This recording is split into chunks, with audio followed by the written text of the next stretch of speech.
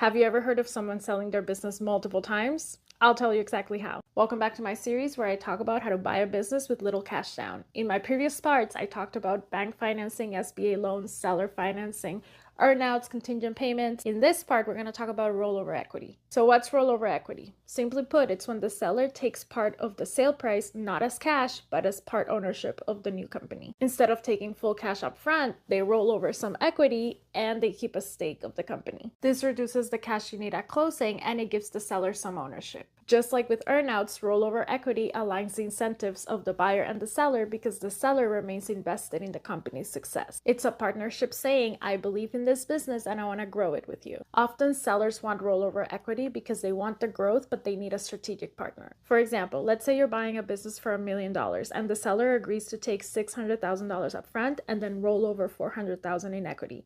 They're keeping 40% of ownership. In that case, you only need $600,000 in cash, which might include bank financing or seller financing, which in that case could really mean 10 to 20% of that amount cash down. This also explains how somebody can sell their business multiple times. The seller's equity stake gets multiplied as the business expands and then sells again to a new buyer. So rollover equity really does create a true win-win for seller and buyer. Of course, terms vary widely and rollover equity is not right for every single deal, but it broadens how you can buy with little cash while building strong incentives. Whether you're buying your first business or scaling through acquisitions, follow this series because I break down creative financing strategies. What's your take on rollover equity? Comment your thoughts and questions below and follow me for more insights on buying, scaling, and eventually exiting your business.